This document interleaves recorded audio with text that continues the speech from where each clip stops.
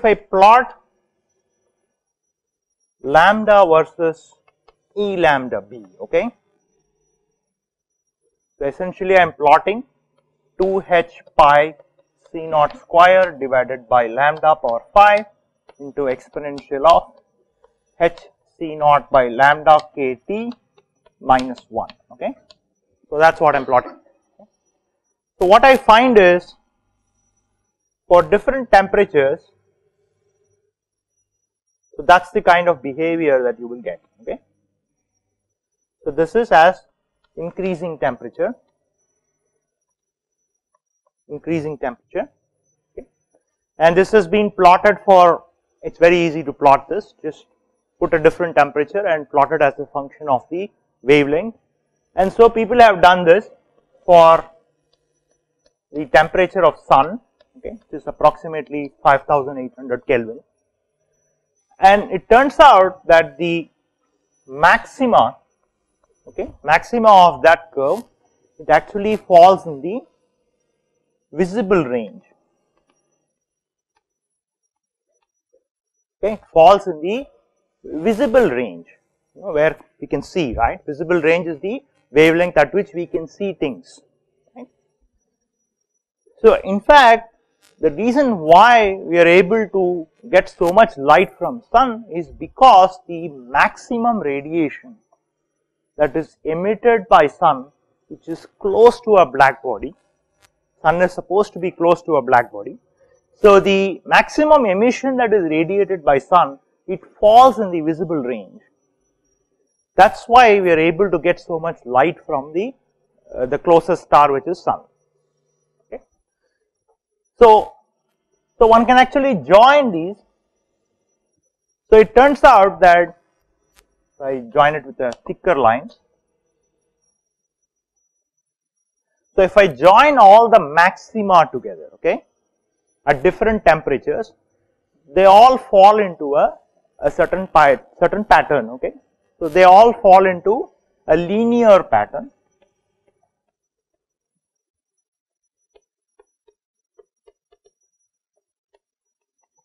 okay.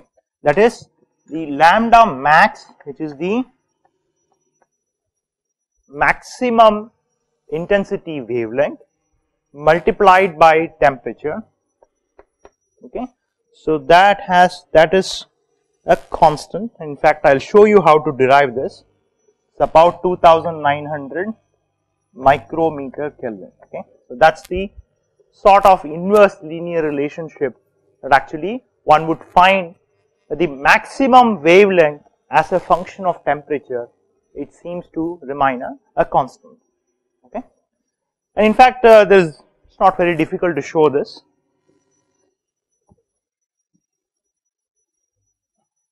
How do I find maxima of each of these curves?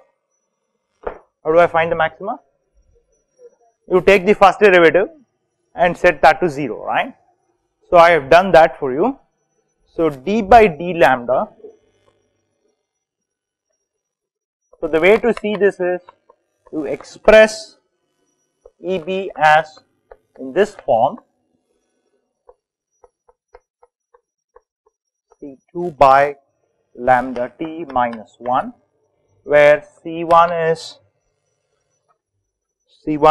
2 pi h C naught square and C2 is h C naught by k.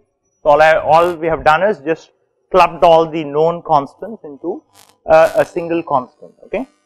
And then we find d by d lambda, EB lambda evaluated at lambda max equal to 0. So that is what will find you the relationship between lambda max and the corresponding temperature, and so that will be exponential of C2 by lambda Tm into C1 C2 lambda power minus 7 divided by Tm minus 5 C1 lambda power minus 6, that should be max, lambda max, okay, plus 5 C1 lambda max to the power of minus 6 equal to 0. So, if you take the derivative, that is what it will turn out to be, and after a little bit of algebra you can actually reduce the equation to this form: C1 C2 by 5 lambda Tm minus 1 plus 5 exponential of minus C2 by lambda Tm equal to 0. So, you can rewrite after a little bit of algebra, you can actually reduce it to this form, and now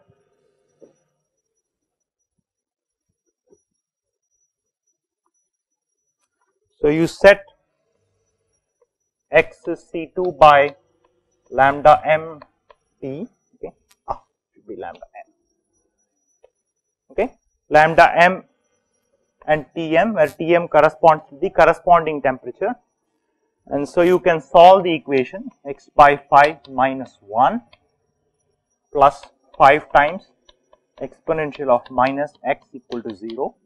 So, this has to be solved numerically.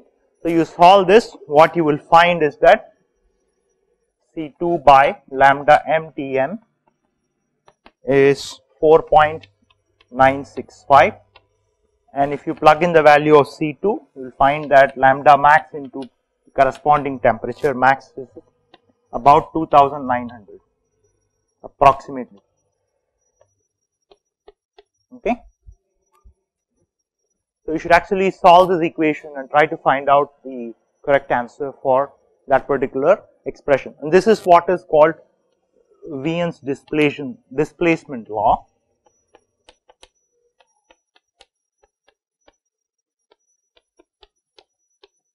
which relates the temperature at which the maximum intensity is achieved by a given black body, okay.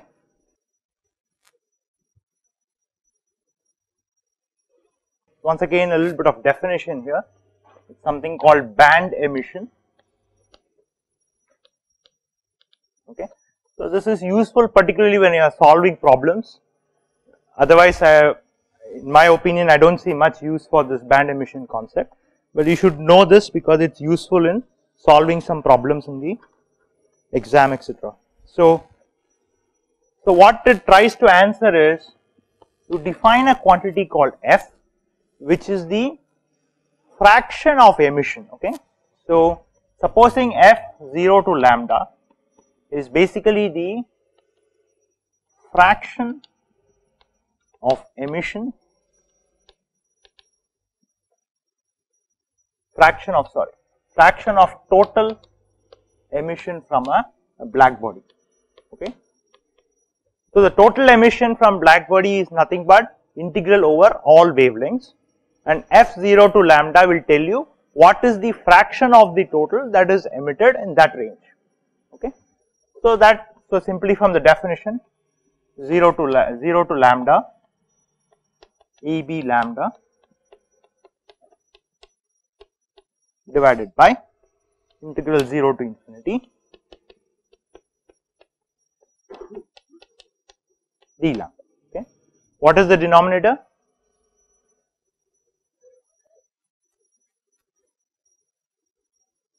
Integral EB lambda d lambda 0 to infinity, that is your Stephen Boltzmann law, right, sigma t power 4, right.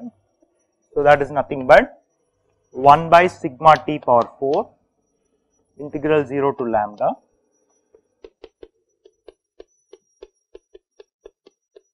d lambda, okay. So, we can rewrite this expression in a slightly more convenient form,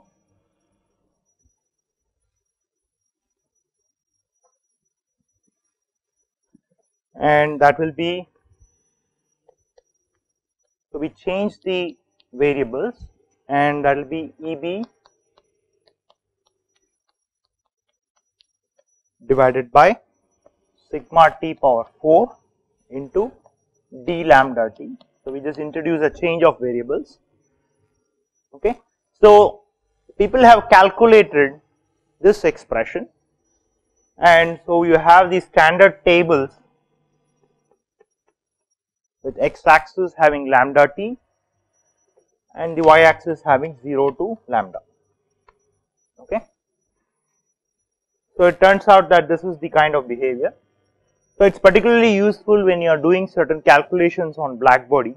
So if you want to know what is the emission at a given range of lambda t, then you can simply find out using this curve here by subtracting the corresponding integrals.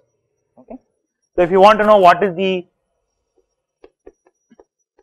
emission in f lambda 1 to lambda 2, it is nothing but what is this? f0 to lambda 2 minus f0 to lambda 1.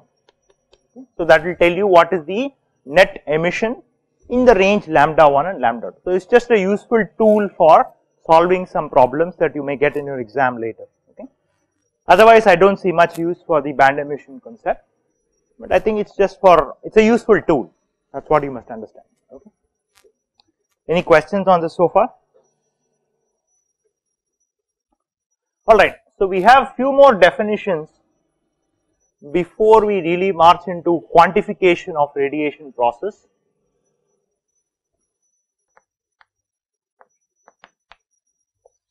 Okay. Now the reason for such a definition is often you may not know what are the properties of a real surface. Okay. So remember when we defined black body, we said that black body is considered to be a standard, right. So you want to define all the properties of a real surface using the properties of the standard, which is the black body radiation. Okay. So therefore it is useful to define a quantity called emissivity, which is represented as epsilon, and again it is a function of lambda and temperature, lambda, theta, phi and temperature. Okay. And it is essentially defined as the ratio of the intensity of emission from the real surface, which is again a function of phi, theta and temperature, with the corresponding emission from black body. Okay. With the corresponding emission from black body, which is not a function of the angular position, right. So this is essentially ratio of radiation emission or emission from real surface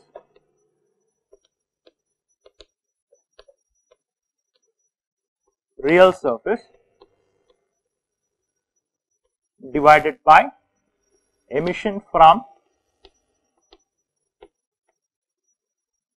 black body at same temperature. That is very important. It has to be at the same temperature. It is a ratio of the emission from the real surface with that of the emission from a black body, which is maintained at the same temperature. Okay. So similarly, one could define a spectral hemispherical emissivity.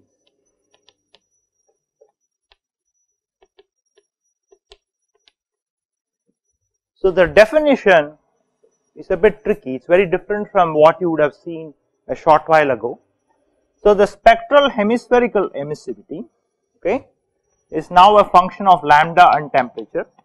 So that is the ratio of the spectral hemispherical emissivity of the real surface versus the spectral hemispherical emissive flux from the corresponding black body, which is maintained at the same temperature. So it is not just the integral of the emissivity here. So the definition is emissivity is always defined as a ratio of the corresponding quantities. So here it is the ratio of the spectral hemispherical emissive flux from the real surface and the spectral hemispherical emissive flux from the black body, which is maintained at the same temperature. Okay. So now we know what is the expression for E lambda E. What is it? It's integral of the numerator term there. So that will be, so I can rewrite this as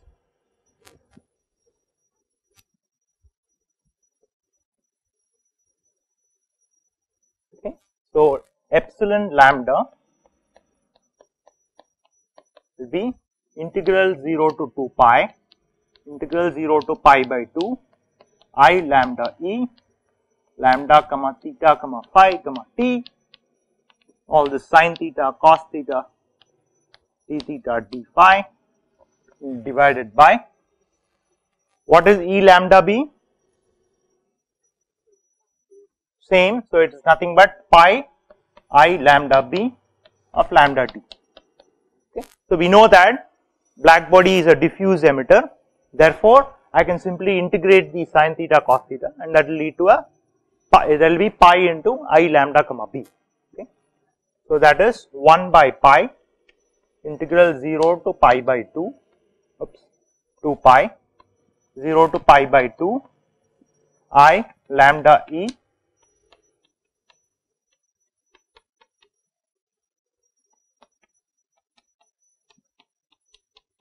I could take this inside the integral because it is a diffuse emitter, and so it will be sin theta cos theta d theta d phi, and so that is 1 by pi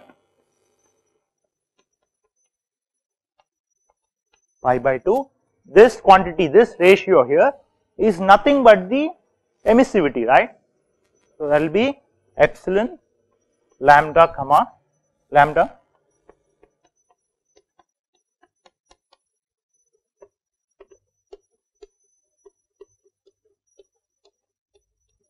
okay. So suddenly, because of the definition, you will see that there is a 1 by pi that has come in because of the definition. Okay. Unlike what we saw in emissive flux, spectral hemispherical emissive flux and the total flux, here you will suddenly see a 1 by pi that comes because of the definition of this ratio. So one can define what is called a total emissivity, that is epsilon, which is only a function of temperature. So that will be E of the real surface is a function of temperature, and E of the black body, which is only a function of temperature. So that will be integral 0 to infinity E lambda comma real surface into d lambda divided by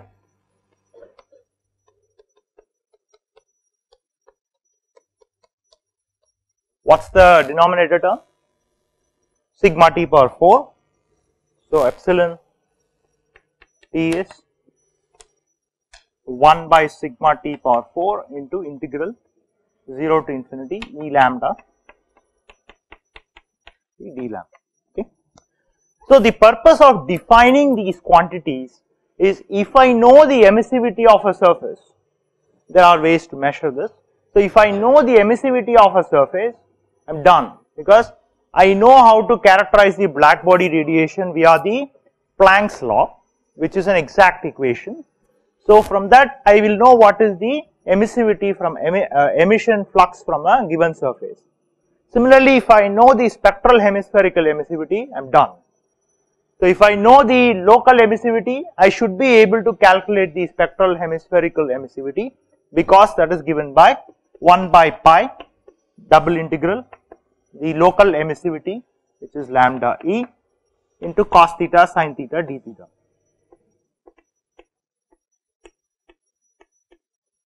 So if I know the local emissivity, I should be able to calculate the emissive flux, local emissive flux, spectral hemispherical emissive flux, and also the total emissive flux. Okay. So most of the real surfaces, in fact almost all the real surfaces, the properties that you will know is the emissivity of the surface, and in fact it is an intrinsic property. We will see a little bit about this in one of the future lectures, okay, why it is an intrinsic property, etc. Alright, so one could again define a similar quantity called absorptivity.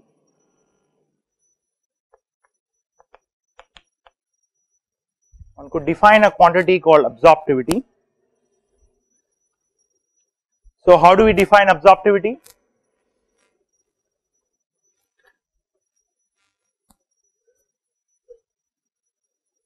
So note that we cannot use black body as a standard here. right, it absorbs everything. So what do?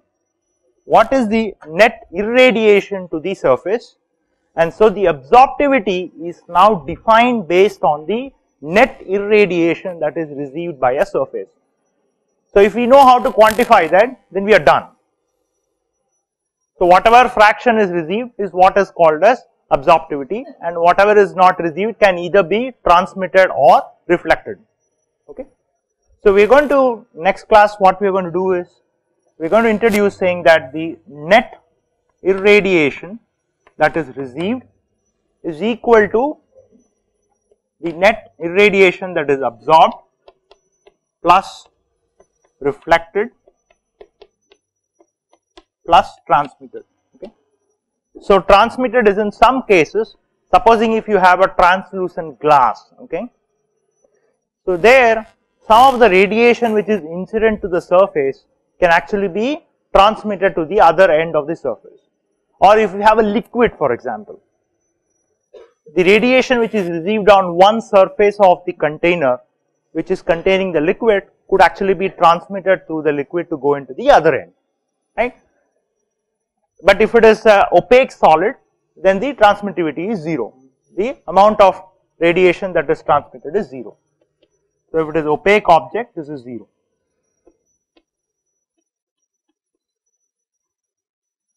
So what we are going to start in the next lecture is by looking at a couple of more definitions. Very quickly we look at these definitions, and then we will start looking at how to quantify some of the aspects of radiation exchange and the emission from a given surface.